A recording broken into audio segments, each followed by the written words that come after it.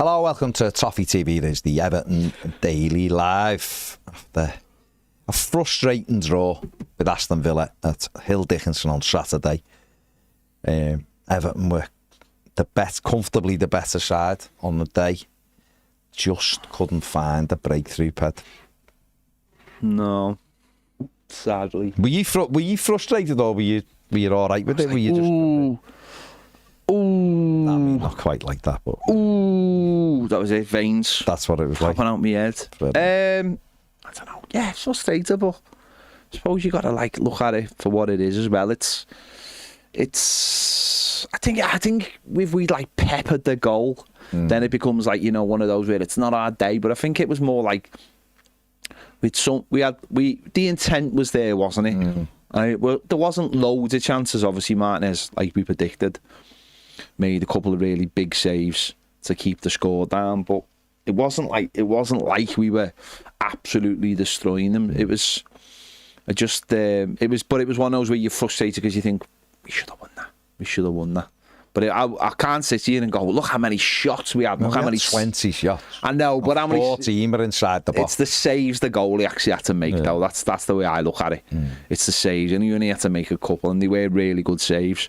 So we should have won, and maybe if we're a little bit further down the track, we do win. But again, I like the fact that we're the team going from it. I remember a famous quote from somebody who said, these Everton fans who want you to win in the last minute, paraphrasing, but we kept on going, and we kept on trying to win it. So that's good. Yeah, we did. We dominated. I think they only had a little 5-minute spell in the second half, and that was it. It was weird because we know they're a really good side, and we know that they'll probably be up around the European places again, but there was one moment in the whole game where I thought they'd score, and that was the Buendia shot that hit Tahi and looped over Pickford. I thought it was going to drop in. That was it. There was never another time in the game where I thought they'd score. They didn't look ever like scoring a goal. Watkins was so quiet. Everton defended really well, don't get me wrong, not to give them any room.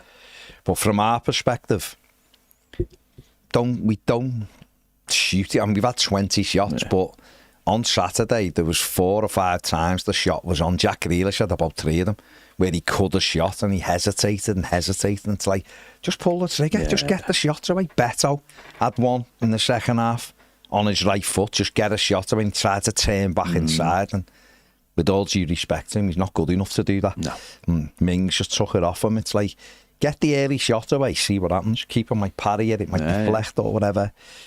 And it was those moments, and I think we were talking before, and you were right, we just didn't use, even though I thought he went right off the boil in the second half, we didn't use Njai anywhere near enough in the second half, and I think you got to try to mix that up. Yeah. But it did prove, I think, a lot of people's concerns on Saturday that we need sort of attacking fullbacks. Even though Luca Dean wasn't very good, he still showed you played high. He was still high and getting in behind. Yeah. We don't really have that option. No, I mean that is a massive problem. That is, and you've seen it with Grealish. Multiple times he had the ball and he slowed it right down, and all it needs is someone to just burst past him and just open that half yard up. They're taking one of the players away from him, and then that creates, or have the pass. Yeah, and that creates space where we can't get over reliance on Jack Grealish. This is the other thing with it. It's just like, now the international break is over, and he's played 4 games. There's a little bit more evidence, isn't there, for opposition teams to use of how to stop him. So we can't get over reliant on him. We have to have somebody on the right, and we also have to have full-backs. And I thought we were just a little bit unbalanced as well on Saturday by not having a proper left back, and could understand the manager maybe giving Michalenko another week to prepare him for the derby, if there's a chance for him to get back for the derby. But I do think sooner rather than later we have to just start putting a left back in there, because James Garner doesn't put a foot wrong in terms of defending, but he also doesn't really go past. He does come up, but he stops. And he stays in that position where he scored the goal from against Brighton, looking for those opportunities, but he doesn't go past, because we've seen it a couple of times. It's like he went to go past, and it's like, what's the point? You're giving it to me on my left foot. There's nothing I can do. So he's playing the percentages, and I get that. But it's on the other side as well. And even though I did thought Jacob Brown done well again, just going up on his own. It's having the pair of them, isn't it? And I thought we have to start using fucking Jai's so important. He is so important. And he looked good in the first half, but we've got to be prepared. This is again where you need that one midfielder who can just switch play quickly.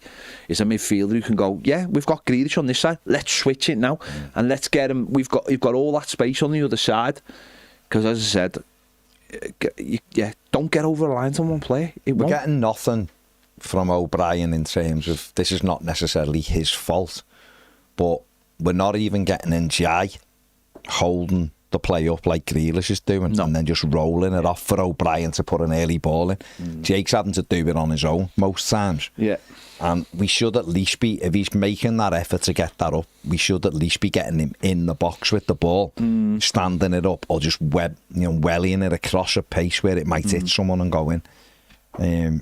We wasted some good opportunities, but it's all work in progress, of course it is, but it's about finding the right balance, isn't it? It's about finding out what works and what doesn't work, and when Jack's not having his best day, because I didn't think he sort of had a. I thought he was a little bit after, I think he got a bit frustrated, didn't he, by things not coming off for him. He still created he did brilliant chances, but they're not but I'm saying he got as the game went on, he got more frustrated, and instead of doing things instinctively, he was holding on to it a little bit longer, and then if you just keep giving him the ball all the time, then they're just going to double up on him, and that's what he did, and it led to a couple of times where he held on to it and then he just took a wild shot and it bounced back off him and goes for a goal kick, and it's even more frustrating. I mean, that happened twice. He still created an unbelievable chance for Michael Keane in injury time by going on the outside and just clipping it across. And if Keane would have headed it on the way up instead of on the way down, we might have won the game. But no, it was a missed opportunity really, and that's where the frustration comes. But like you said, they are a good side, and we didn't really give them anything, And I think a lot of their fans come out thinking they're a good side now, Everton. I had a few of them walking in front of us after it, just going, they look like a good side. They look like they'll cause teams problems this season.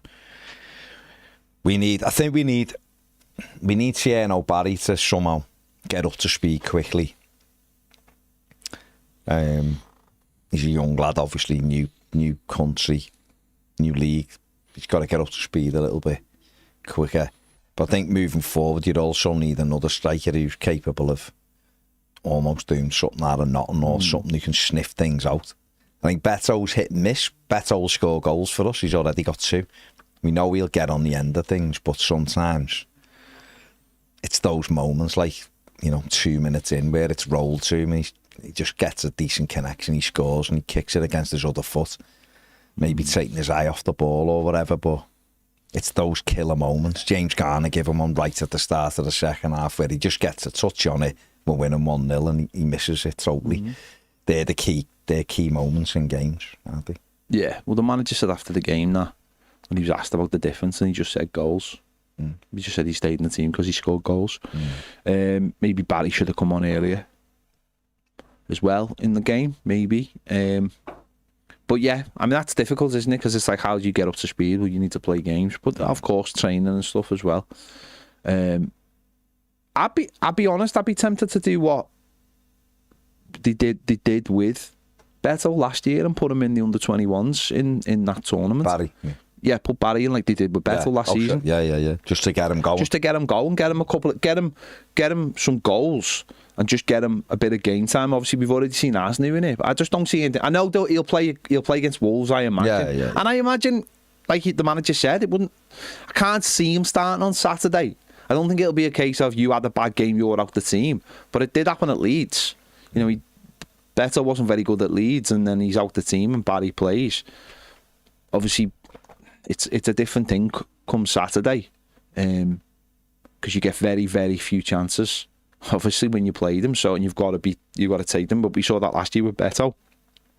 But he'll start the Wednesday after against Wolves, I imagine.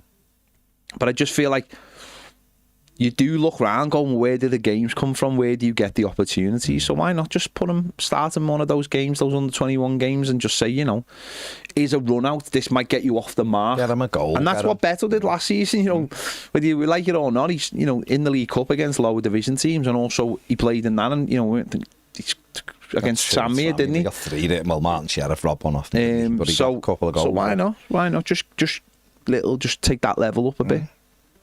Well, it's just game time and goals, isn't it? Yeah. For the lad, but yeah, maybe. Yeah, so listen, a clean sheet, which is good. And 2 clean sheets of Hill Dickinson, which is good. Still Brandthwaite and Michalenko to come back into that as well. But Michael Keane had another good game, didn't he? Yeah, but I do think they're the kind of games you need a Brandthwaite in, though. Someone who's... I thought we went back to the goalkeeper too much.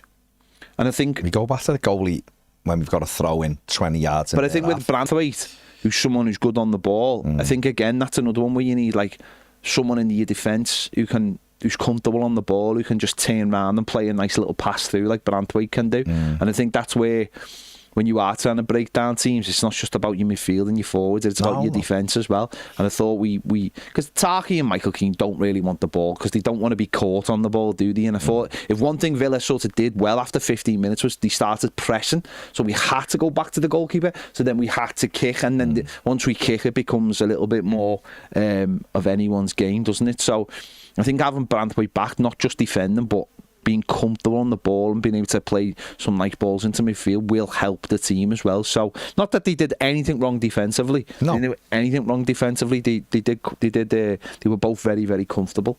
But obviously, they just don't want to be caught on the ball.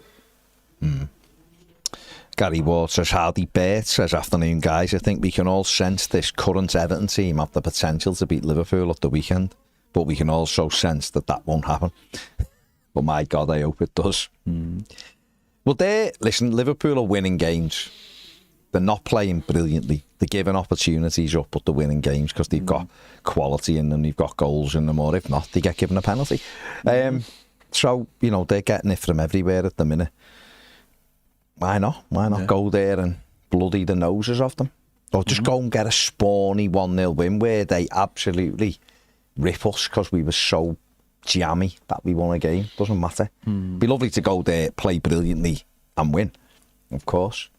But we wouldn't be able to pass up opportunities like we did at the weekend. No, because you don't get many in a derby. I don't think I quite sense that we can go there and win, because I just think that it is about taking your chances when you go there, and that's where sadly we are a little bit below par. Is when it does come to that one chance. It depends who it falls to. Maybe if it falls to someone in Jai, then you've got an opportunity. But if it falls to a Betto, I'm not.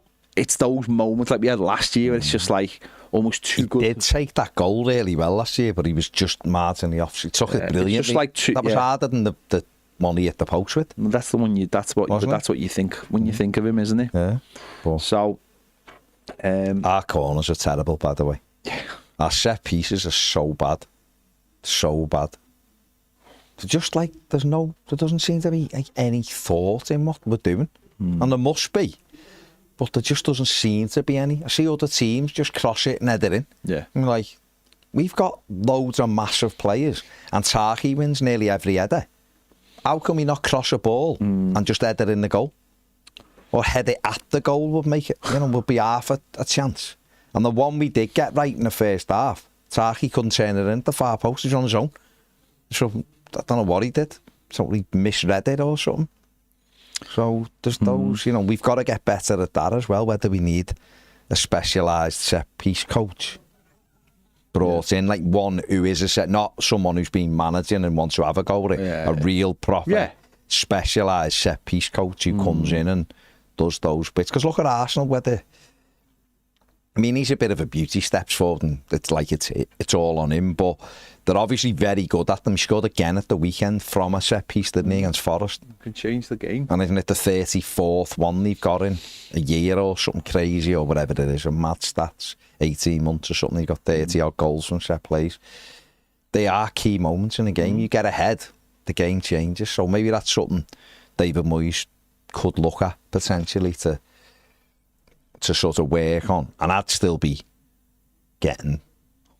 seeing if Wayne Rooney wants to take the strikers for a day, or someone else who's a real specialised centre forward coach, and just do some work with Betto, some work with Barry.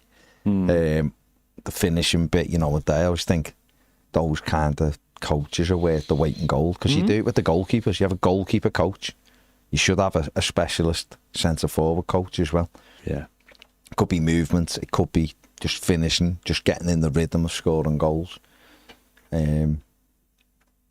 Just gives them that extra little bit. And I think that's where we are now. I think we should be looking for all of those little marginal gains that are out, because we've got a decent side in the making here, you know. You do wonder whether, like, managers of sort of Moyes' age and experience don't feel like they need to bring those people in, because they've got such a big team already that it should already be they should be capable of doing that. But I think that having a specialised set piece thing, if you already had one and he wasn't, then why wouldn't you be prepared to go and get one? I mean, we've seen some game like poached from other clubs and stuff, so why not? It is a huge thing. It is a huge thing. It can change a game. It can change a game that you are not in, but then suddenly you get a set piece and you take making opportunities. You can't just be throwing it into the box and hoping for the best. Teams are too organised now. Too well. At every level. And they've looked at everything, haven't they, and know what you're going to do. Josh says, afternoon, guys. Frustrating indeed. First half, we should have been out of sight. Still, it's refreshing to have a team to be excited by again. Yeah. Harry McPartland says, not the best results, but it was great to take my wife to a first Everton game. Brilliant. Hope you enjoyed it, Harry. Paddy says, shame about the result the weekend, but it's a long season and I'm continuing my optimism. Yeah, absolutely. We didn't lose. You'd be optimistic. It was just frustrating because it just felt like on the day they were there. Like me and we talked all week about how good a side they potentially are. On the day, Everton were much better, and that's when you look at it and go, that was an opportunity. And Jordan Pickford had nothing to do. The only shot they had on target was the one at the end of the first half that looped up in the air and he walked forward and caught it. It was the only shot they had on target in the whole game. They just didn't ever look like causing us any problems. And that's when you walk out the ground and you think, that's 2 points dropped today. Yeah. No matter what it is. Mark Mack says, I thought in parts we played better than in the Brighton game. Betto was so poor. I can't find this first minute miss anywhere. Go on to EvertonFC.com. It's on the highlights bit there. They didn't show back in the ground. Would have liked to have seen Charlie come on. Overall, a lot of positive to take. We kicked it against his other foot. If he just sweeps it in, if he sweeps it at goal, I think he scores. But he doesn't. He kicks it against his other foot. And then Jai had done brilliantly. It was a good little move. But you said something before in another thing we'd done, and it was right. Dewsbury Hall just didn't make those forward runs, which would, the third man running, which would have put them under pressure, because Irabunum was sort of caught between the devil and the deep blue sea. He was trying to do a sixes job, but wasn't getting up high enough to support Betto at times. So we were kind of lost in that middle bit. And therefore Dewsbury Hall didn't want to commit the same way that he did against Wolves when James Garner was sat protecting. So I think that'll be probably the last time Tim Irabunum deputises in midfield for a while, with the introduction of Milan Rowe. I think he looked at, I think the manager couldn't wait to get him on, and he looked a lot more comfortable, and has the ability to play in a couple of those positions. And if one of them is, if he has to play maybe in a six, he'll play in a six. Tim Irabunum isn't a six, so it's not his position. But it was noticeable that Dewsbury Hall just wasn't making those runs like we've seen certainly at Wolves when James Garner was playing there, and that freed him to just know there's someone sitting behind to protect, like that proper six does, which we haven't really played with. We didn't play with one last season because of the makeup of the midfield, but now we suddenly, with James Garner, and it does show you how moving one player into one other position can affect the whole team. And this is why it's so important. He couldn't go because Tielemans is really good on the ball. John McGinn's a fucking nuisance with that ass. He's good on the ball. And Morgan Rogers was dropping into pockets, so we couldn't go just in case we left ourselves exposed on the counter. It happened the odd time in the second half. We did manage to hold them up and get back round and get a cover on. The only time he sort of broke free from it was Buendia's shot that Itaghi and could have gone in, loop wide. That was the closest they come. But Roll came in and he got shoved over right in front of me early on, and I was thinking, right, he's gonna have to get ready for this. But then after that, he was fine. He tracked one back, put a great tackle in, looked good on the ball, used both feet, even went for a shot, which ended up back row the south stand, but at least he hit it. But he hit it well. It went with the power. It just had no accuracy. So he looked quite lively when he came on. So I thought he done well. John says if Betto could shoot on target, we would have given Martinez more to do. Yeah, we would have, to be fair. Mark Max says, thought it was interesting reading a lot of Villa fans want Morgan Rogers out of the team. I always thought he was their best player, but they know best watching him week in, week out. Well, he might be their best player, but he might just be having a bad start to the season, mightn't he? You're not playing well. You don't just leave them in. That's a competitive team. If you're not playing well, you know, out you come. What about Sancho? Didn't even get on. Would be surprised with that. I don't think he's had much of a pre-season, has he? So he said he was off. Again, the manager will know best. And because it was the international break, they don't train that much, do they, during the international breaks? They do give, if the players are away, they give everyone else a break. So they only generally come back about 3 days before or 2 days before. So I thought it felt like very much like a game after the international break as well. For everybody, it felt like most people were there and it was just a bit like settled down in the game. You know, you got new players coming in for teams, and it felt like that everywhere in the Premier League, I think. Over the weekend it was a bit like, I think by now, like the novelty of the new season's worn off, hasn't it? And some of the teams are getting ready to start the Champions League, and they're being a little bit protective. People who've bought new players, not quite ready for the team yet. So there's so it's that's why it's frustrating. But Blue Keeley says, should have had them easy. I didn't even realise Watkins was playing until he was subbed off. And then said, met Jake O'Brien's youth team coach after the game. Was an interesting conversation. Also met the man himself, John Blaine. What was interesting about the conversation? Elaborate. Everton Viking says, think we deserved to win. We were much the better side, and shows how far we've come in a short space of time to be disappointed at not beating Aston Villa. That said, though, the game was there to be won, and we should have made some subs earlier. And Jai looked like, to me, he was tired and carrying a knock, should have been brought off. Dewsbury Hall should have come off for Charlie. We can't be scared to take off our big three. We lack the second plan, and honestly, we lack both attacking fullbacks and pace to make a difference. I don't think I would have took Dewsbury Hall off, but I certainly would have took Jai off for Dibbling. But it's about trust, isn't it? It's about the manager trusting players. And that's what sort of, I think there was a big light shone on the fact that he did bring Merlin Rowland because he's only just come to the club, so he's obviously impressed in training. But not to bring on, I think he could have done with bringing on maybe a couple of other subs as well. Alcaraz is such a opportunity to win matches with him, I think. Yeah, I do think that. It's about freshening her up, isn't it? And it's having that confidence in players. That's the thing, isn't it? I think that's like why that Wolves game stands out. It's like you're going to see a few of them, aren't you? 3 or 4 of them, but we haven't seen enough of these players yet to certainly like Dibbling to go, oh, he must play, because the manager will be assessing him. But I do think we have to, or the manager has to at some point start looking at things and going, I have total confidence in the team that I can put 3 or 4 on and freshen it up. That's assessing your whole team, isn't it? And looking at it. I think he'll get there in sober time. I think with that, when everyone's up to speed with the training. He's got a few points on the board as well. Points are on the board, and it's like, right, let's do it. Because listen, could have took Dewsbury Hall off, but Dewsbury Hall always looked likely to produce something. But Charlie, I think, driving forward in that kind of game, the last 15 minutes, I think would have been an interesting sub. Now, could he trust Roll and Garner to just sit? There was an opportunity maybe to do that, but he might know that in a few weeks, mightn't he? That role can just go and sit in there. It's all right, and we can take a Dewsbury all off, or you put Dewsbury all back and take a Drisher off for the last 15 and go, and Drisher's the one who goes and wins the ball. That role plays Barry through. He wins it when he's got no right to win it. And also, he made subs at Wolves, and it nearly cost us the win. He changed the momentum of the game, so he's got to be careful. Yeah. But Adams says, frustrating result, but I was pleased with how we took the game to them from the start. We'll win a lot more points playing that way throughout the course of the season.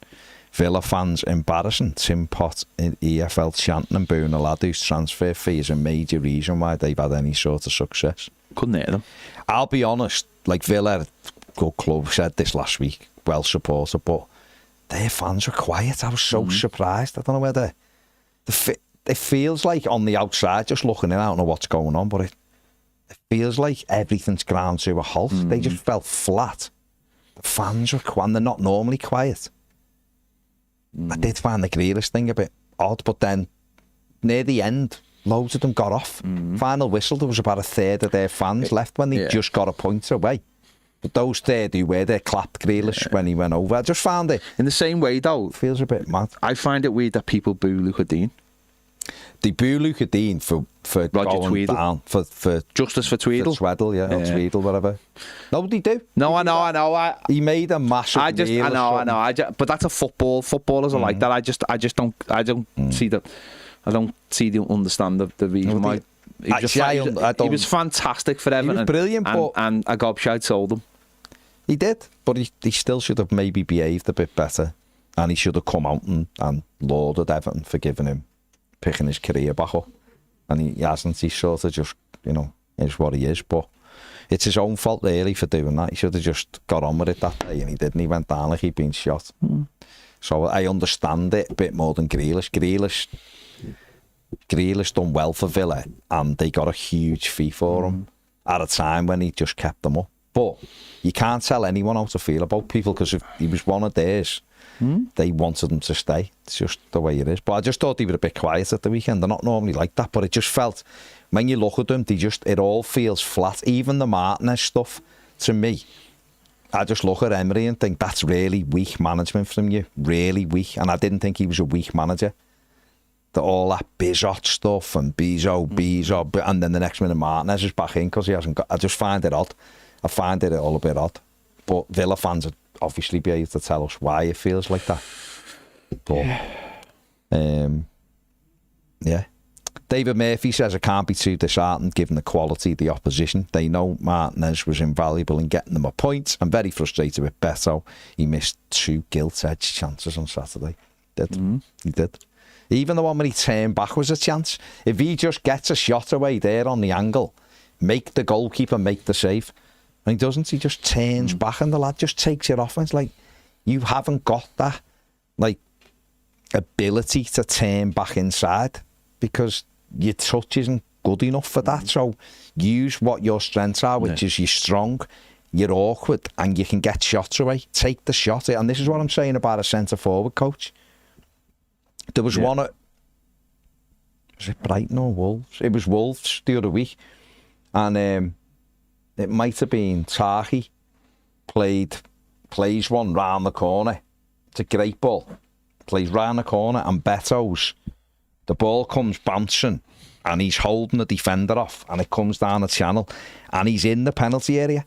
And you're thinking, just go across the keeper, first time, catch the keeper out early, and he holds it, and the lad ends up putting a slide tackle in, it goes, and the keeper picks it up, and you're like, that's a chance to a good striker. Yeah. That's a chance. And it's not even it's just get the shot away when you can, take the keeper by surprise, hook it back goalwards.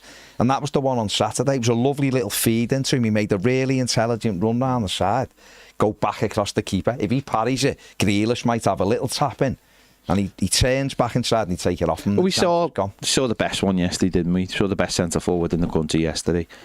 How 2 chances and he just devours both. Kills the game. Devours both of them, and they're like dead straight forward to him.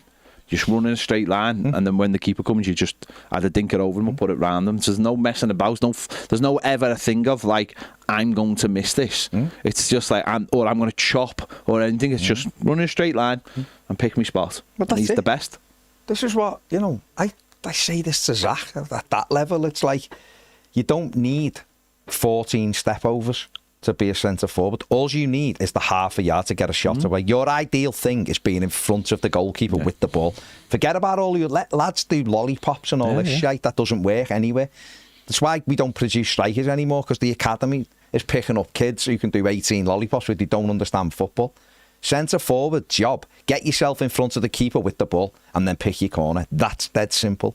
And yet we're still doing all the other stuff. Tieno, Barry, get it out your feet, shoot, go early with it, catch the keeper out early. And that's it. Harry Kane's perfect at it. He just gets a little half a yard and bang, before you know it, it's in, because the keeper's not set. The longer you delay and delay and delay, the keeper can be big. The best players, you're either really good at it. Mo Salah will wait and just dink it over you. But if you can get shots away early, especially, you don't need to be a really skillful player. You just need to be able to get yourself that little bit of space, and it's it. And that's why with Betto, you've probably got a striker coach in. We'll be saying, look, just get yourself the ball there and go across him early. I don't know if he's ever had specialised centre forward training from a real top coach, you know what I mean? Yeah. I'm not saying David Moyes and Baines and Billy McKinley and all that aren't brilliant coaches. Obviously they are. But it's the I think for Betto, I think he does need. It's like, you know, it's like having a kid who you either want them to excel or maybe they're not where they are. You get them an extra tutor. Yeah, well, it's a little bit similar because he's at, and the manager's referenced this. This is a lad who's come into the game late and needs someone to work harder with him. Maybe he's not at that level. His touch isn't great, so he's not at that level where he should be at that age.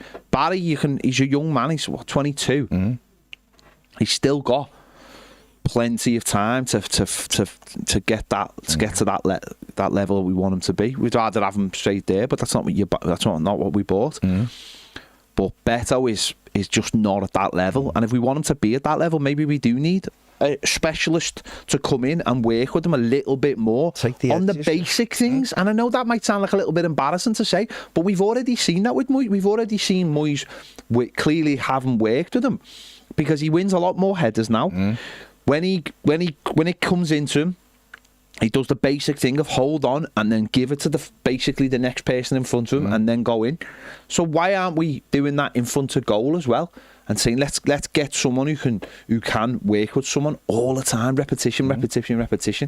It can be a short-term contract and be a consultant. You can just get him in once a week on a Friday. I go back to years ago when I was at Everton and they brought Gordon Banks in to train Neville Southall. He should come in on a Thursday, and so we'd train with them. Neville Southall was unbelievable, and yet they still went, we're bringing this fella in to do specialised work with you once. Now, okay, goalies have one every day, now brilliant, but centre forwards, it's the key of goals.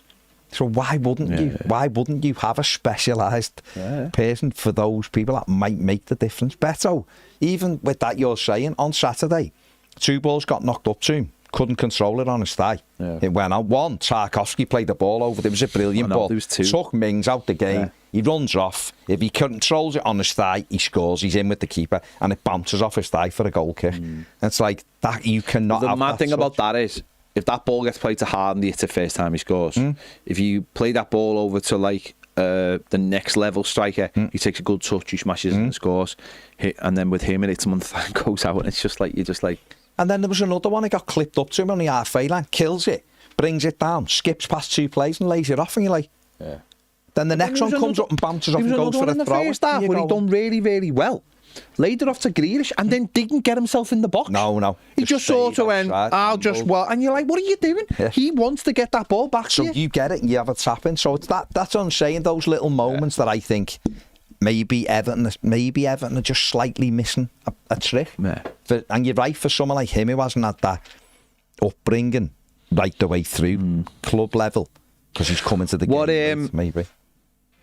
What did you make of? Because you were this was their first Premier League game in your seat, wasn't it? Yeah. So what did you make of it? Like in terms of like everything, in terms of like, did it seem any better? Or I mean, you were there for Mansfield, weren't you? There for Mansfield, and it was. like the concession, like going. Yeah. It was shite. Still shite, yeah. The first, what was odd was we left our house at 1:30. So where the car park, so for Brighton and for Mansfield, I was there in like 20 minutes maximum. Yeah. Got to the car park at 2:25 because the traffic in town, I don't know why, was horrific. So it got there. But as we got in the ground, there was no queues, but I had to go in still at the South. I still find that bizarre, but hey ho. But there was no sort of queues really at the kiosk, the thing. So we got a drink after morning, and we got a drink and went up. So that was fine. Yeah. But he wanted the hot dog at half time. So they just let me get him on before the game. And we went down and I queued up for 13 or 15 minutes and moved 3 people in front. And then I went to him, I had the proper cob on there. I was like, mate, I'm not standing here and missing the game. Yeah, so we went back without getting anything. Absolutely. I can't understand. It's terrible. So we got there really early. We were in the ground for 2. And it was really quiet. So obviously a lot of people deciding to maybe go to, because a lot of the bars and that were really busy and that, which is good. That's good. Down, yeah.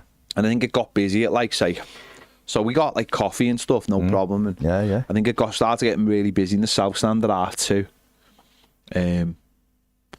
But getting a drink was fine. But half time is, like you've just said, it's a joke. Like, you can't, like, if you want to go to the toilet and get a drink, there's no chance. You have to literally, it's like a military operation. You have to know which toilet you're going to if you're going to the toilet. And you have to get in that queue. And you have to, like, wait in that queue. Like, the toilets are a waste of time. And I've no issue saying that, right? So when we were at Goodison, we had really long toilets, especially in the Gladys Street.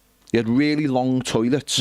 So that, and like, the troughs. So you just, these have got like specialist single troughs. Which urinals. No, but urinals. But at Goodison, they were troughs, so you just get in and, the old thing of a little room for a little one, all that thing. Here, you've got like 4 of them. And then, like, another 4 on the other. They're like so small. There's more sinks than there are toilets. And of course, washing your hands is important. But it's like, the toilets are so poorly designed so that people are queuing on the outside all the way along the wall. So then no one can get through, because then there's the bar. This is on the South Stand. And it's like, I'm not being funny, Everton, right? Someone needs to go back and redesign these toilets, because they are a joke. Like an absolute joke. What's mad, by me, there's no issue. Yeah. Well, you come down the stairs in mine, there's toilets on the left, and they've always got a queue. And just walk to the right and go over the road. Well, this is the problem, right? Well, this is the problem. Mad. Because of where I am, in the South Stand, or where people are, you can't physically go, oh, you know what, I'll see if I can try the toilet at the other end. Because it takes so long to get there, because so many people are queuing for the toilet and the bar, that you can't get through the gap. That's what I'm saying. You've got to, like... You've got to have people then who clear space. But I'm not being funny, right? I know they can't do it now, but they need to be redesigning the toilets right now for next summer and knock them down, because they're not fit for purpose. They need to build a toilet that is like one big wall of a big urinal. No, but like a Goodison, it's no different. A big, so everyone can so you can get into the toilet to clear the space. Don't get me wrong, I understand why there's obviously there must be 50-50 women's and men's. Right, I don't know I don't know what the proportion is of how many women go to the game to how many men, but of course there's other factors whether they have when they have concerts and stuff. So then you've got men going in the women's toilets, which we've talked about before, which is wrong. But if you're gonna have the men's, just have one big wall so people can get in there and then get the queue in the toilet rather than having the queue outside. It's honestly, I went down and I walked. I knew one was going to be busy, so I tried to walk the other way. Couldn't get. So I had to go back, look at the queue, I can't. So I think when Luca Dean went down with his head injury, I legged it. I just legged it, because I thought, right, he's going to be down for a bit here. So I legged it down, and loads of people had the same thing, so it was still busy, because loads of people had the same thing. So it's like little issues like that need to be sorted out. I mean, that's something that might need to be sorted out in the summer, because they're so poorly designed. Like, someone who's designed them has never been the match before and doesn't understand, like, this queue can't be right next to the bar. It's so annoying, but that might just be one particular area. But the South Stand is generally very, very busy. It's massive. That's why. So they are going to everyone gravitates. I do to think you're probably going to need people to organise people. Do you know what I mean? And just I can't comment too much because I don't go up there, so I wouldn't know.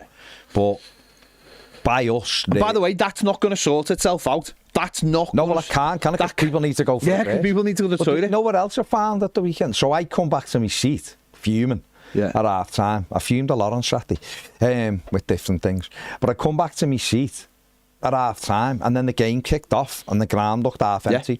And the ground is, so that isn't just prawn sandwich. No, it's everyone. That's people just trying to get things. So, like, that should tell you that things aren't working. That's what I'm saying. That's the problem. Half time, you look when they kick off, and you're like, it's half full and it looks really bad. So you're looking at it going, and it's so people are having to come down 10 minutes early because of this, and that's so people are finding the way. But certainly in the South Stand, but it must be in other places. It's so difficult to get what you need or go to the toilet that people are stuck in queues, like you just said, and are like, well, I'm nearly there now. I'll just have to miss the first 5 minutes. I just been there. So it's and that's not going to sort itself out. Everton going to have to have a real look at that. The other thing I love this stadium, by the way, and I've championed it all the way along. That's unbelievable. But the fucking empty seats as well. What's going on with these empty seats? The block. At least the block was full though. In the West Ham. I'm not being funny. There's far too many empty seats. They're all over the ground. And I don't know if they sold though. I don't know what. Well, someone needs to get hold of, if it is seat unique or whatever, someone has to have a word with them and just say, if you can't sell these seats, give them back to us because we can sell them. Because Saturday was the biggest attendance. But it's still not full. I'm saying. But it's still not full. Yeah. And I just think there's so many people. There's people in the comments now going, "Oh, I'm in the ballot and blah blah blah." Yeah. There's people who want to go to the game that are unable to go to the game because someone's bought blocks of seats and aren't going to the game. Yeah. No, I agree. It's a bad look. It's a real bad look. It's bad when you've got people wanting to go to the game and can't go in. We've had 3 games there. We haven't had to sell out yet. Yeah, that's and we would sell out, and it's like, how have we not had a sell out yet? Like, that has to be addressed. And again, that's something where it's like, that's not a teething problem. That's an issue where someone. How do you do it with a seat? I don't know. I'm just saying. I don't know. Their thing is, they've obviously bought, I imagine, a set of seats off Everton, and I don't know whether the meals or I have no idea. No, because some of them are not meal places. But also, if you don't sell the seats for the ticket, you're left with seats. So what does that? So surely they've got to bring the price down then. Yeah, because I'm just thinking it. So say.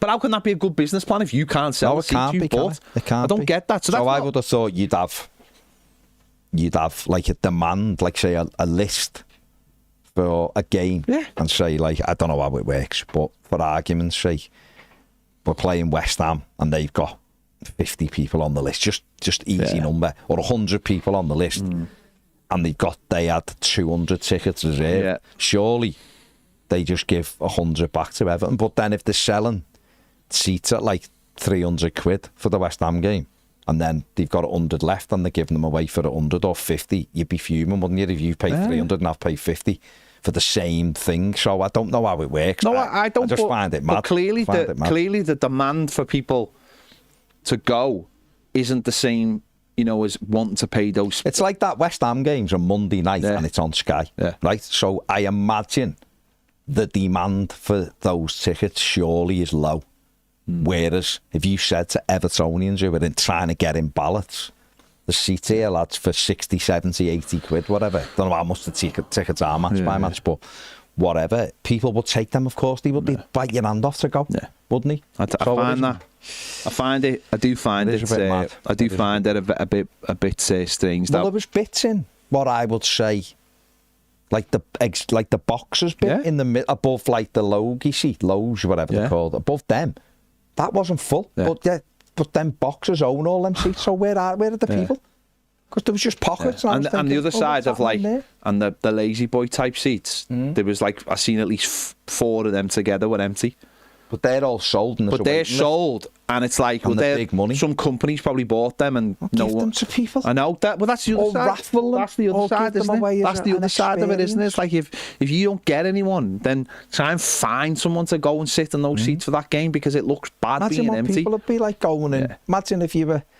Well, I don't know who owns them, but imagine being gifted put it this way, 4 of those low seats just for the game. I can just imagine how annoying it must be if you've paid the whatever it is, 65 quid. Yeah. To be a member. To be a member, to get tickets, and then you see empty seats. That must be so annoying. And I think it must be and it's got to be something that Everton have got to look at and say, this place is amazing, and we want it full. And if it's not full, then, and also, what happens if it's like the Merseyside derby and then there are those seats and then suddenly you find out those seats? I imagine they would sell for the Merseyside derby. But who are they selling them to though? And this is that's the problem, isn't it? Because you could get some pure gobshites in there, couldn't you? For that game and causes murder. Do you know what I mean? So it is an issue. I don't know how it's solved, but it's definitely an issue. But I definitely think that a message from someone here saying Ped's spot on here, by the way, about the salt stand bit, with the way it is and maybe the toilets and all that. So maybe this is something. And again, Everton have to right, Emma's just said there was loads of space in the women's toilets, right? I don't know how that works. I don't, what I will say is the women had to put up with so much at Goodison for years. You'd see the queues outside while you just run in, so maybe it's calmer or whatever. You'd see the queue and stuff. But is it 50-50? Could a couple of like women's toilets be knocked through into the men's toilets? I'm just saying if the women have got loads and there's like they don't need the extra space, but something has to be done because it's not just, as I said, it's not just the fact of queuing to go to the toilet. It's the fact that those queues just literally block. Is there like space up there where you look and think they could put extra toilets? I can't even. So in the south, I've only been in there. When you walk in, right? So let me just describe the toilet. You walk in, right, and so if you look to the left, there's like 5 or 6 sinks with no hand eyes, which I find mad. And then you go forward, and there's toilets. Like toilets there, and then over there there's more. Then there's behind those people there's more, and then there's a wall, and then on the other side there's toilets, and then there's. So you're talking probably about, I'd say 6, 12, maybe 15, 16 urinals and 3 proper toilets. Right? So think about Goodison, how many people you could fit into those big troughs of toilets. You could probably get, in some of them, in the Gladys, just in one toilet, you could probably get 100 fellas in them. That's how big they were, but in the Gladys Street, that's how big they were. But in the Bullens, so the toilets in the Bullens were probably... They weren't as wide. Oh yeah, it's there. Oh yeah, don't get me wrong. But you had your urinals on both sides, so when you were almost back to back having a bit. You know what I mean? Yeah, that's fine. But it's almost like it's almost like it's almost like it's it's overkill for like what men need when they go to the match. It's like too nice, and it just creates. It is nice to not get piss on your trainees from the next fella. That could still happen. He only has to have a couple of pints and be a bit wobbly. I just find it. What I'm saying is that when you think of the space where you are, is there opportunities to build more toilets? That's what I'm saying. If you knocked it all out and restarted, if you knocked it out and then knocked through to the one next door and said, right, we're just going to have like almost like a big U shape. Okay. Then you could probably fit 50 men in there at once. And have no problem. They are tiny. The toilets are tiny. They're not, I'm going to say it now, they're not fit for purpose. Whoever designed them has never been to a football match in their life. They must think it's an office building. It's not fit for purpose, and it builds up. And the South Stand, like you said, anyone who's on the South Stand at half time, you can't have a drink and a piss. It's as simple as that. Well, I couldn't believe how slow these staff were at half time. I just couldn't believe how slow they are. You shouldn't go down and not be able to grab something at half time. In 15 minutes. That's nonsense. Which means people are coming down 10 minutes early. It's nonsense. And coming back 10 minutes late. But they should be turning those stuff around quickly. Do you know what I mean? Positives from Saturday. They had the lads with the beer. They had the lads with the beer, so that's good. That's good.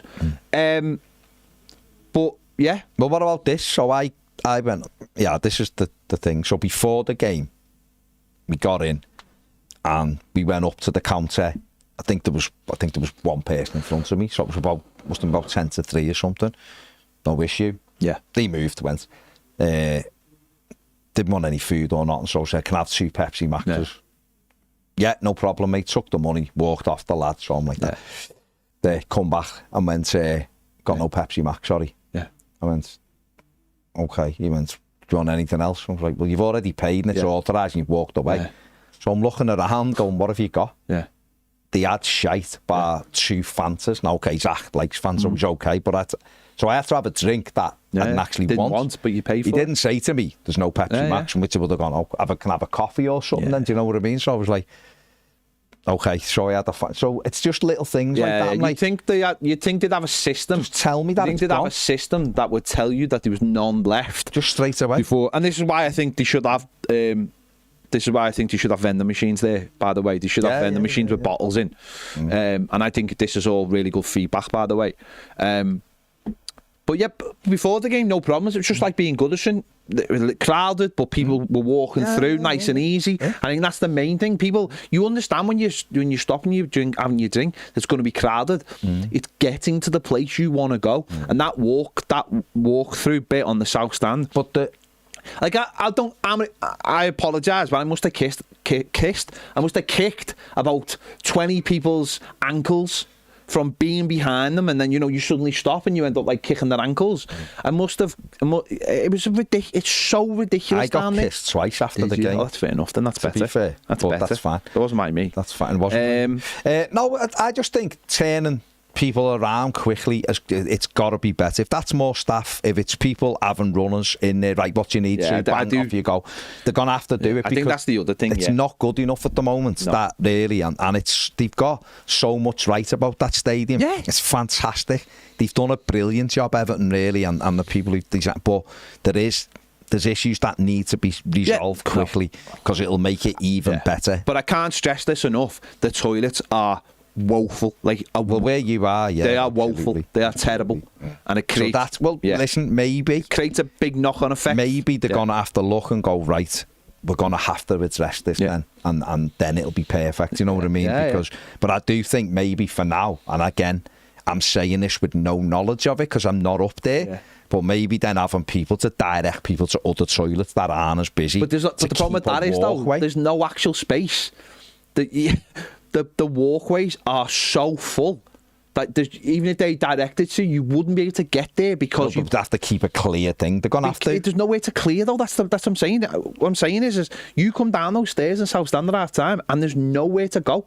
You either have to. You can join a way to walk. There's nothing. There's no room. Well, there's nothing they can do then. But there is build bigger toilets because they're gonna have to. But if that space is full.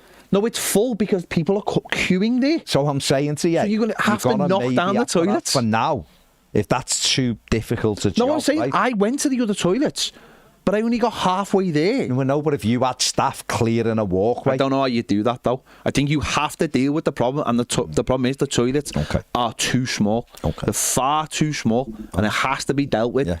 Well, that's a big issue, isn't it? Yeah. David Murphy, I can't be too disheartened given the quality of opposition. They know how Martinez was invaluable in getting a point. Frustrated with Betto. Oh, we've done that one, haven't we? Brian says, Villa were there for the taking. Alcaraz and Dibbling should have been brought on for Njai and Dewsbury Hall. David also says, I repeat, none of our corners hit the penalty spot. That's the sweet spot for attacking. Daniel says, completely agree with getting specialised coaches in for corners and strikers. And David also says Van Nistelrooy was excellent with Branthwaite's development. Maybe he's worth a telephone call. Dublin Kev says, hello lads, I see no reason as to why Asnu couldn't have played for part of that game as Villa were poor. Maybe the managers didn't think he was fully fit. I don't know. Jonathan says, should have won at the weekend. 2 points dropped. Any thoughts to why Dibbling hasn't had any game time so far? Manager might think he's ready. Simple as that. Yeah. Rich says, lads, do you not feel changes in the wide areas should have happened? I was disappointed in both fullbacks were on a yellow and we never. That was mad. Both of them were booked and you're thinking just run at them. In fact, Matty Cash should have been sent off.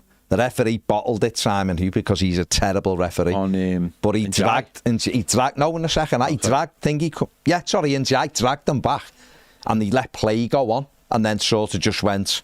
Was that in the first? No, sorry, it wasn't. It was on Grealish. Grealish skipped inside, and he dragged him, and Grealish popped the ball off. And it got played back into Garner, who'd made the run, and he went like that play on. But he should have called him back and sent him off. Because it was a blatant foul. There was a yellow early on where he was holding his shirt. But I think he should have been sent off on the Njai, the 2-footed. Wendy should have been sent off. Terrible tackle. So you look at the pictures of it. He couldn't wait to give a yellow, though, so he didn't have to address it because that was the worst refereeing performance I've seen for a very He's a terrible. time. I've seen him, though, but other games, nothing to do with Everton. He's awful. He's a fat bitch. Yeah, he's. Rich says, don't know. David says Dewsbury Hall couldn't do the runs with Irabunum stepping forward. Roll looked very good when he came on, and that slide through ball to Barry was excellent. Harrison says, I don't agree with them booing Dean. Dan says, frustrating at the weekend, but it's chalk and cheese compared with this time last season in every aspect, up the Toffees. Jay, as frustrated as I am, I'm still going to cut them some slack. At least we're trying to win games. We're not looking out for Leeds, Wolves, Burnley. Correct. Chris says, afternoon, lads, what do you think of the atmosphere so far over the first few matches? I think this might be something that becomes something people do talk about.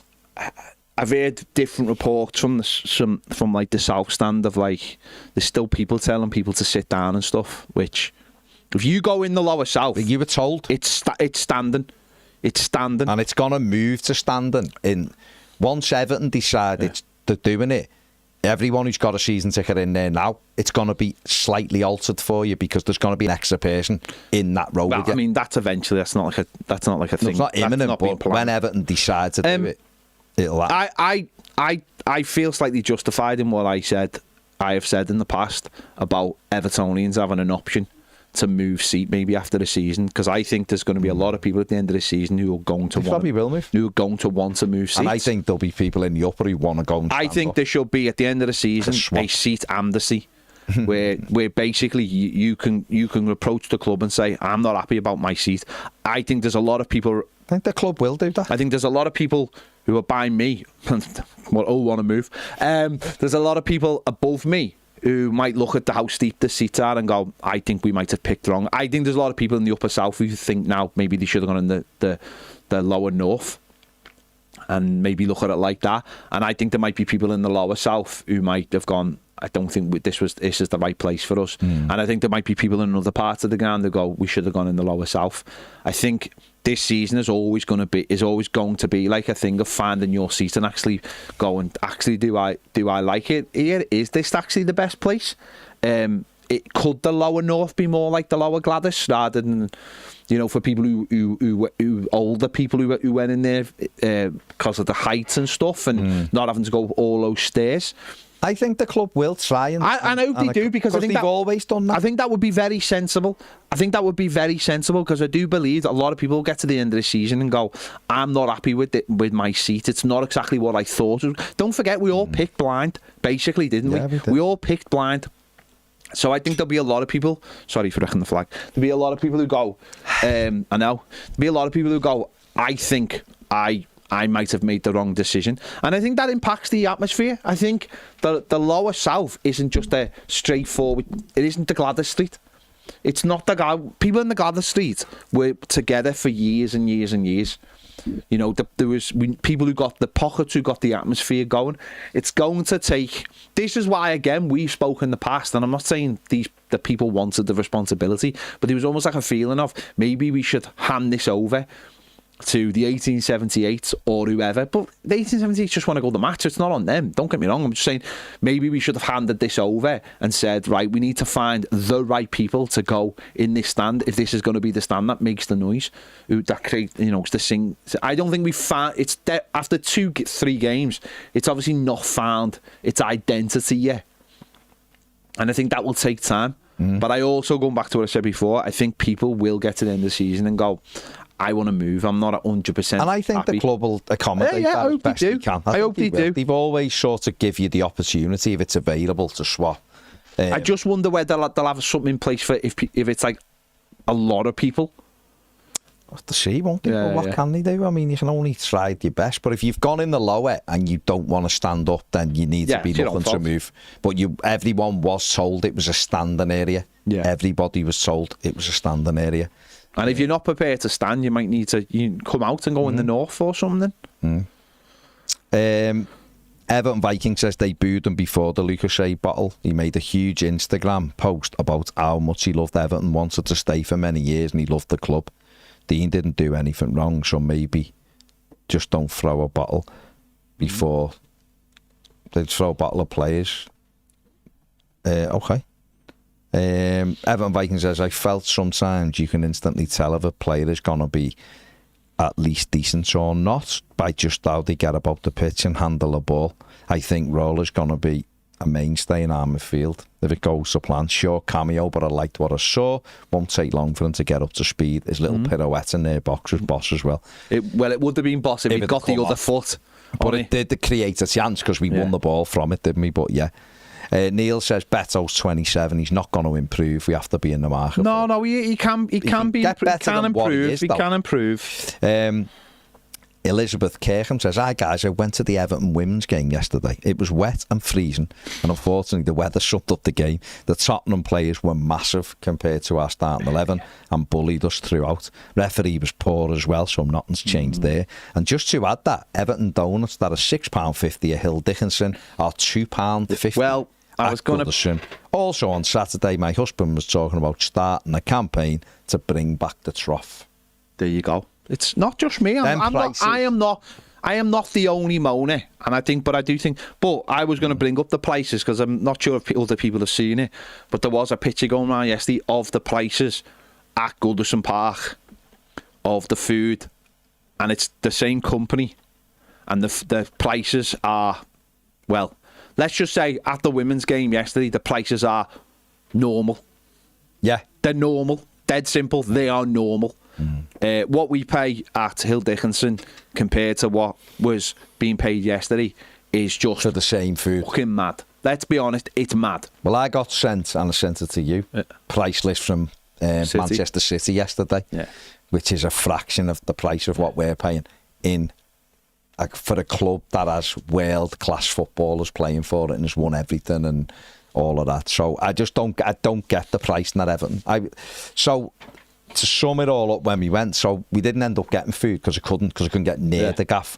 So we were at the end of the game. We went to Costco and I bought about 4 meals and drinks for less than it would have cost me to get Jack chicken dippers and chips at Everton. They're ridiculous. Absolutely scandalous. I won't be buying food. No, I won't be buying. I won't be buying food in the ground, and I'm sorry if that upsets people at the football club, but the prices are ridiculous. They are ridiculous. I'll be going to. You can't get any. I'll be going to like 10 Streets or somewhere before the West Ham game and getting food in there because the prices are ridiculous, absolutely ridiculous. And when you see, as I said, what they're paying for the women's game, which is the same food, I think it's absolutely disgusting. I mean, £2.50 for a donut that we're paying £6.50 for. That, I mean, even when I say a donut costs £2.50, I'm like, it's a donut. £6.50, I don't care how many times. That should be like, that's the benchmark for how fucking disgusting the prices are within the ground. I bought a tea and coffee, and then we missed it. I just want a packet of crisp. So I went to a packet of crisp, £8. The crisp took it up from like being £5 to, honestly, I got 2 drinks. The prices are a disgrace, and people should be prepared to say it. They are a disgrace, but people have to vote with their feet. You know, there are plenty of options outside the ground now, and people will. People need to start voting with their feet because I love the ground, but stuff like that really pisses me off of how much they rip. And listen, for some people that's fine. For some people. But a lot of people are still working class and still go. And as you said there, you can get a Costco membership and it's like £1.50 for something and a drink. Nah, no more food for me inside. Blue Corner says Keno man of the match for me Saturday. Stick him up front with that head. Yes, Blues. Well, no, because he missed 2 sitters. So, but he was excellent defensively. He was excellent. He's been good. He's been good. No question about it. He's been good. Mark Max says, Ped, if the club came to you and asked you to move to the lower south and you get a megaphone, would you? No. No, because that's why I'm not in the lower south, because no, I don't want to do that anymore. I want The way the Gladys Street sort of and anything like that was basically made for younger people or people who didn't have the money to go. And then when you got to a certain age, you moved, like Baz did, to a seat where you can like appreciate the game. But what happened with the lower Gladys is, because it was cheaper than everywhere else, people financially couldn't afford to go to other places within the ground, could they? So, and because of the way season tickets are, that's sort of like the circle, isn't it? So the lower south should be for younger people we afford to go there and want to generate an atmosphere. That's who it should be for, who want to stand. A lot of people who go to the away games, who are used to that, that's where they should be. So it's not for people like me. It's not for people. I'm in the upper south, so that's who should be down there. And by the way, I'm not telling people where they should and should be in the ground. But certainly, if you thought you were going to sit down in there, then you have got it massively wrong. It should be a standing area, like Baz said. It should be a standing area that it becomes a bigger standing area. It should be a 1-to-2 ratio, so there's an extra person in there, and we get more people in the ground, and we get more singing and a better atmosphere. But no, I'm all right in the upper south. Jake said, I didn't even bother to go to the concourse on Saturday because I can just not be bothered waiting in huge queues and paying stupid prices. Frank says, I watched the Villa fans Matchday vlog from Saturday and he mentioned the food. He got 2 of the chicken tenders and chips. One had 3 pieces of chicken in it and the other had 2. Yeah. It's been very, very poor, that side of things so far for me. Yeah. Very, very poor. Emma says, Baz, I'm on the resale 10 times a day. There's loads popping up. At least 20 became available for West Ham yesterday. So there you go. If you can't get them in the ballot, make sure you're looking on the resale. Emma said this quite a bit over the last week or so, that she's checking and they are popping up. So if you've had no luck with the ballot, keep checking there as well. Mark says, do you think they'll get a marquee for outside when the weather is rubbish? Otherwise, the big outdoor bit for food and drink will be pointless. There is plans to get other bits, and that fan plaza will evolve. Well, they had new ones on Saturday. See the ones on Saturday? See the one with stairs? We can go upstairs. What? After the game, they were all upstairs, because I went in the club shop and I filmed it, and they were all upstairs. Having a drink or something. But, yeah, it is going to evolve. There will be some, I understand there's plans to have some things with roofs and stuff, so you can be in there. Tom said exactly the same about the gents in the South Upper. Way too small, just needs a massive trough across the walls. It's right to have good facilities for the women, but clearly there are way more men at the match, so a 50-50 split of facilities isn't practical. It's not possible to leave your spec at half-time, get a drink and use the facilities before the second half kicks off. It was much easier getting served at the bar on Saturday, though, at both food and drink kiosks. It was. So that's an improvement. That is an improvement. Yeah. Max said there was... PEFC, there was a full row in front of me for all 3 games in the northeast corner, and I sat there and had a full row to myself. Toilets by me, the same, massive queues, and the service for food is so slow, it's unreal. People still complain about Club View as well. Yeah, well, Everton Vikings says there were 5 empty seats in my row, and I'm in Club View. It's a bit weird, like. Brian says, don't get me started on empty seats.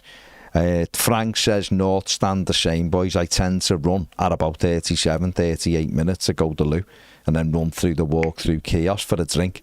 It takes 4 to 5 minutes, but that's 4 to 5 minutes where I could miss a couple of goals.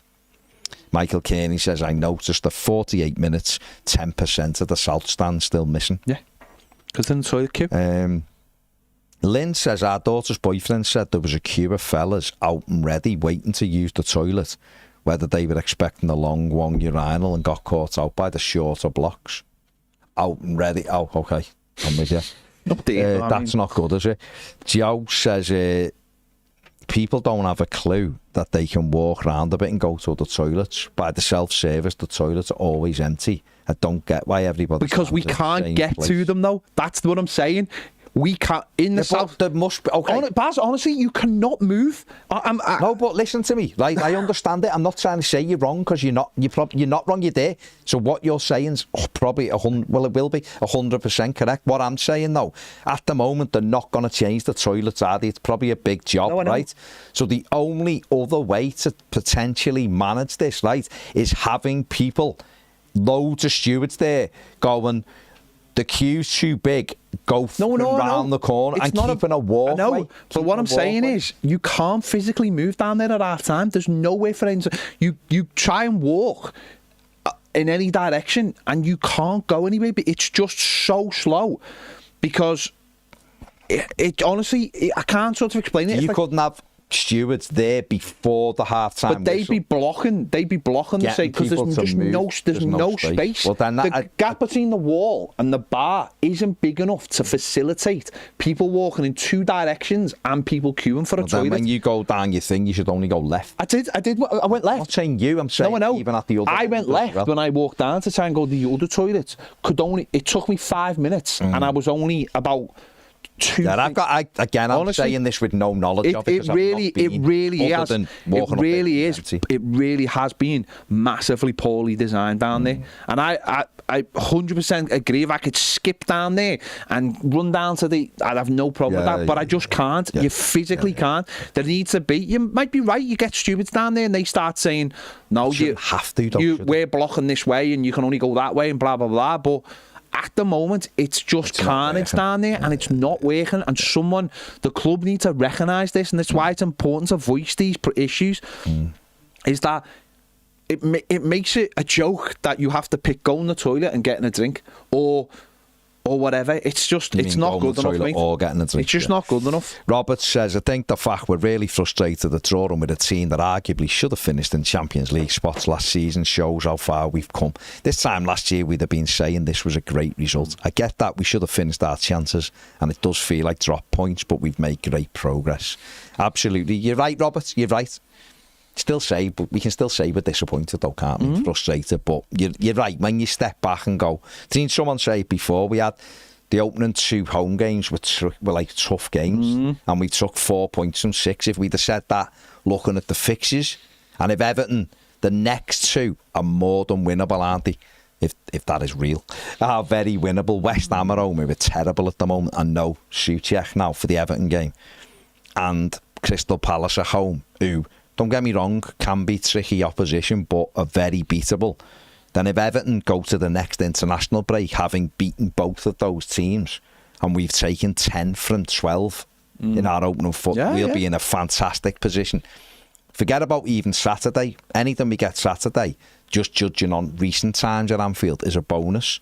If Everton go to the international break on at least 13 points, that will have been a really good start, I think, for Everton. Yeah. And that would set us up for the rest of the season. Be difficult to beat West Ham, difficult to beat Palace, but Everton are more than capable. This team, with these players, is more than capable of battering both of those at home.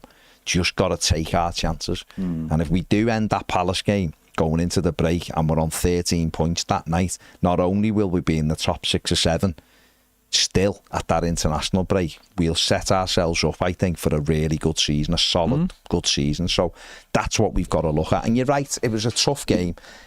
We're frustrated we've not won it, but that definitely is sort of a barometer of how well we've done and how far we've come, that we're going, Wilmo says, Wilmo says, I agree with you, Ped, you literally can't pass through there because there's 10 lines because of the bar blocking the way. Yeah, Mark says, this is therapy, Ped and Baz, it's important people get to voice things. No, it is, and what we're hoping is that the football club sort of recognise, because this isn't just us saying it. Like I said, my gripe on Saturday was not being able to be said. I don't get when there's enough staff behind a thing that the queue doesn't move in 15 minutes. I don't understand how that happens. I really don't understand how you cannot be getting people through quickly. It's crazy to me. At a time when virtually no cash changes hands anymore. You haven't got a short change. You've got the system all wrong. It should be a server and a runner. Yeah, right. And that's mine. The facilities, as in the toilets, I've got to say, where I am, I've not had an issue. I haven't seen There was a queue when I came down. The block that I come down in block 11, there was a queue here, but I literally walked over the road to there. There was no queue. I went in, didn't have to wait. That's at half time. My issue was queuing up to get a drink and or to get Zach something and not even moving. That to me, it just blows my mind when you've got enough staff.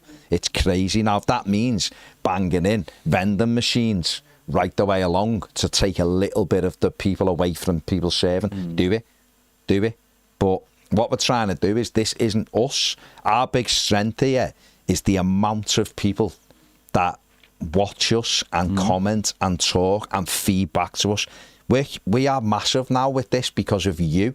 So it's a great opportunity for us to get fan feedback that the club can take hold of and go, they're talking directly to our stakeholders who are you lot, Evertonians. So we're just doing our experiences and you're feeding back to us. So hopefully by using it all, the club get a real barometer of how everyone's feeling. Like I said, the stadium inside is incredible.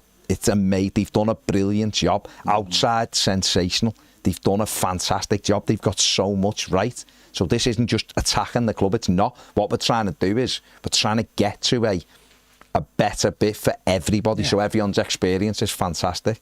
The biggest issues seem to be the toilets in certain areas aren't good enough, not fit for purpose given the amount of people. 2, the service inside that, and whether that's Everton, well, it's not really Everton, it's Aramark, but Everton need to lean on them.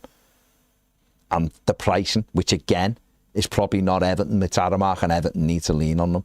They're the 3 outstanding issues that I see now, stopping this being sensational. And that's what I want my football club, my stadium to be. And just go, wow, this is amazing. Because it is, when you're sat in your seat, I still look around and go, oh my God, what a stadium we have here. And we're looking at a team now and going, this is an exciting team now that we've had to wait a good few years to want to sit down and get on the edge of your seat when a player picks a ball up, haven't we? Because we've just put up with lads who we know will give everything and run around for us with very little quality. We're now getting the quality and we just want everything to be so much better. And if Everton can sort of take this on board and make it better, brilliant. Our experiences are only going to go up another level, and this is massively vital. That this feedback comes, because it's there. It's evidence of not just us. The Mark says, from what Ped said, it seems the upper sections are much busier than lower parts of the stands, so issues are more acute. Level 2 than level 1 by the stand. Don't forget, this is the south stand. You only have to look at the south stand. Huge, isn't it? It's like you were saying there, it's a case of almost being trapped. It's a case of being trapped in the centre of the stand and not being able to get out of it at half time. That's the issue. It's like not being able to. If I could just go, I'm going to walk down to the east and I'll be back in 5 minutes, then I'd do that. But you physically can't. I just seen Annabelle. Annabelle, you said something like gender neutral toilets. It wouldn't work. They'd just be taken over by men, and then any women who went in there would feel a little bit threatened, I think. So I think, again, this is a delicate subject, but I don't know about the threaten, but intimidating. Well, I've heard stories again from the weekend of men using women's toilets and basically exposing themselves, leaving the door open. And they're basically exposing themselves to women, aren't they? And if a young girl goes in there, then they are exposing themselves to a young girl. That's unacceptable. So there has to be something that gives here. And I don't know how what the rules are for the split. I don't know what the split is with women and men. Women should have enough toilets so they're never queuing, of course. But obviously, if it is, I don't know what the split is, but even if it was, well, I don't know. If it's 75-25 and it's 50-50 on the toilet, I don't know. But the simple fact is that situation is ridiculous. Daniel says, saw a Villa vlog and they were fuming at 3 tiny chicken tenders and chips for the price. So they should be. The food is a fucking joke. The £6.20 for a pie is shocking as well, really, isn't it? I don't think any of us should have any issue saying that the food prices are a disgrace. They are a disgrace. I'll go to see Mr. Aramark himself and I'll say that to his face. Jimmy, his name is? Yeah, Jimmy Aramark. I'd say that to anyone at Everton. Your prices are a disgrace, and I have no problem saying that to you. I don't think any of us at this channel would have a problem saying that to you. they're horrendous. They're absolutely horrendous. They have no. They don't fit in with any kind of price scheme anyway. £6.50 for a fucking donut? Are you messing? Yeah, it is naughty. It's naughty. Yeah, I just think if we can get more things like vending machines in and all of that stuff, try and make that a bit better. But the toilet is clearly, that's something that needs a big review. I don't know how you do it, but there'll be ways. Of course, there'll be ways. Of course there will. Of course, we'll have a look, and that's what the. Not being funny, if you started planning it now and you got your head down for the international break, you could get through it. No, I know, but like a lot of things at this ground is they've put things in there, and then it's like, hang on, this look at the club youth situation. They put that out there, and by everyone's saying it's an absolute farce, You know, that's what people are saying. I'm not in there, so but people in there are going, this is a disgrace. We were told we were going to get one thing, and we're getting something completely different. So Everton have got to start putting these things right. The Friedkins have got to look at this and go, pissed off fans, not happy fans are not good. If people are going to start spending their money at the places down the road and aren't coming into the ground, then that's a problem. Straight off the bat, if we've got unhappy fans who are not prepared to pay the money, then what's the point? What is the point? So look into them, and I think that we're all shining a light on them. No, we're just people are just giving feedback, and it's a good place for a lot of people to give feedback, isn't it? And do you think Jimmy Aramark knows Dave Tubbs? I don't know. No, I hope I'd like to think so, but Dave Tubbs is obviously a quick right winger. You know what I mean? But yeah, Mark says literally nothing but the best is good enough, Baz. Then by what you're saying, yeah, well that should be, isn't it? That's our motto. So let's go for it. We've done an incredible job with the stadium. We really have. Just look at that. That's ours. You walk up to it and it's just incredible. It's incredible. Outside, it's just, there's nowhere like it. Yeah. There's literally no stadium like it. It's unbelievable. You're inside, sat in your seat, you look around, it's unbelievable. It really is. It's ours. And that you should make you proud, and you're looking at that team, it's fantastic. Now it's getting there, and hopefully it'll get better and better. Let's complete it then. Let's complete the holy trinity of that, if you like. The outside's fantastic. The inside's fantastic. Let's do the middle bit to put the link together and go, you know what? You go to our ground, you get treated fairly price-wise. The service is good. Do you know what I mean? There's enough places to have your comfort breaks. And when you're in for a piss. Yeah. And when you're in the bowl, as they call it, when you're in the stadium itself and you're sat there, it's amazing. Every view's amazing. The atmosphere when it kicks off is fantastic, and it is when it starts. That's all we want, isn't it? Yeah. Everton have done a brilliant job. So anyone from Everton listening thinking that we're getting picked or having a go or whatever, we're not. What we're trying to do is get it to that level that you've produced everything else with. Let's try and merge it all together. And if it's fully, squarely on Aramark for the food prices and the service, then let's lean on them and get them to perform better, because they're certainly not performing at what everything else is. And the toilets issue, maybe one of those things, right? Maybe one of those things is it's only something you realise once people are using it. And maybe you can't really have a go at the club for that, or the architects or whatever. Well, now it feels like in some areas this is a problem. So hopefully they'll sort it.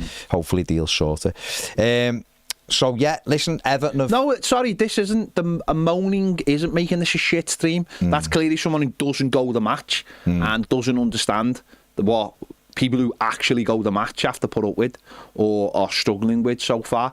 These things make going the game not the experience that we want it to be, which is absolutely amazing. They're not hard fixes, by the way. These are not hard fixes.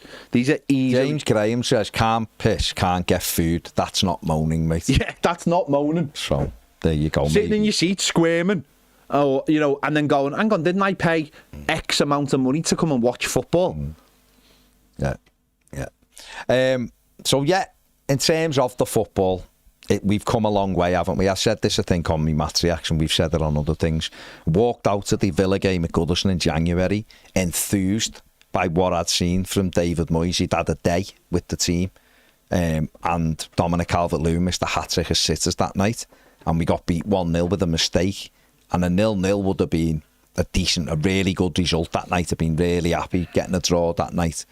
But I was enthused by what I've seen, and I've walked out of the ground 8 months later, a much better ground, I must admit, 8 months later, and we've missed sitters again, and we drew 0-0, and I'm frustrated and disappointed against a really, really good side, because they are a really good side. So that is massive indication of the progress Everton Football Club have made in 8 months under David Moyes. Obviously, new board, new owners. It's really, really encouraging, and hopefully Everton will continue to make this kind of progress, and us as fans can enjoy it so much, and we can enjoy walking out and being a bit upset and frustrated, because that's what it's about. There you go. MWOIBT says, anyone, including Baz and Ped, think there's too many away fan seats? I feel like there's just too many. Thanks, lads. Great. No, I don't know, mate, because I think you have to give, by the capacity, you have to give a percentage of it. So they've been given 3,000 seats, I think it is. Yeah. They have to. That's what you have to give with the percentage wise. So I don't really think there's much Everton could have done, to be honest, mate. Could we have put them? The one thing I would say is, I don't think they should have sort of bled into the North Stand as much as they do. If I was doing it, I'd have had them a bit more into the East Stand. But in Tottenham and Arsenal and all that, they're the big modern grounds. That's how they have them as well. They're in the East Stand, aren't they? Yeah, but they're in. I just mean so far. I'd have maybe had them a bit more this way, but it's. Isn't that just the symmetry of them and the family bit? Isn't that just that symmetry? I don't know, possibly, yeah. And again, listen, I'm just saying it in an ideal world. You just should. I really liked it at Goodison because I couldn't see them. In an ideal world, I could go for a piss. You know what I mean? And get a hot dog and a donut for $1.50. But yeah, listen, I think we have to give that. So there you go. Dex says, constructive criticism is not all capitals. Moaning, have a think. Yeah, it's not moaning. Yeah. It's not moaning if people have to go down 10 minutes early because they want to go to the toilet or want to get a drink, or have to come back 10 minutes after the second half's kicked off because they just want to go to the toilet. I don't want to miss, right? I don't want to miss a minute of Everton playing. Not 1 minute. They did. They didn't want to miss a thing. And I guess I'm there as well. Yeah. I don't want to miss a thing. I go to my money is, and it's a lot of money now, it is a lot of money. To go and watch Everton. I want to watch Everton. I don't want to get off 10 minutes before so I can get food and have a wee. Come back 10 minutes afterwards because it took that long to be served and miss the game. Yeah. If I wanted to do that, I'd get a Liverpool season ticket and basically sit on my couch at home. Right? So it isn't moaning, and we're giving other people the opportunity to have their say. Absolutely. I think most people who were at the game agree. Of course. Everyone who was in the South Stand agrees with me. They know how bad it is at half time. It's fucking terrible. Don't you worry, mate. If we were moaning, people would be telling us it'd be a lot, and yet there's not. So we're just feeding back what other people are saying in the hope that Everton sort of try to do what they can to bridge it. That's what we're hoping. David Savage, I spoke to David after the game, said the toilets in the Upper East were empty. I wish I could get to them. No, but that's it, isn't it? This is the thing. It's that it just seems that maybe we're going to have to paint that bit of hair off the woman. We'll all just go in there. Steve Carlisle said, totally agree with Ped regarding people wanting to move at the end of the season. Club View will have a number looking to move if it doesn't improve. Certainly better on Saturday, have to say, but there's still big queues for food and drink. But we do have a stage and a singer. Fair play. Ravon, I agree with you. I do miss the sneaky toilets at the back of the Gladys Street. They were... they were. You must have gone in the sneaky toilet at the back of the Gladys Street. Up the top bit? Yeah. They're amazing, absolutely amazing. Half time, just nip up the stairs into the toilet. Yeah, and get away with it, yeah. Peter Cutler says, I met Sam Avery Saturday night, top bloke. Glad I went to see him on tour. Haven't laughed that much in ages. Go and check out Sam Avery's Thunderstorm tour if you can do. Massive Evertonian. Of course, he's on the 1878 FM podcast as well. And we just recorded it today, so that will be out later on. Thank you to everybody who's had their say today, made a comment, like, subscribe, done all of that stuff. Take it easy, and we will be doing, if you're a Premier member, of course, the Final Word live at 4:30. So I've got a phone call. Oh, is that Jimmy? Jimmy Aramak? Jimmy Aramak. Yeah. Wait. Right. Speaking of it. See you, Premier members, at R4 for the Final Word.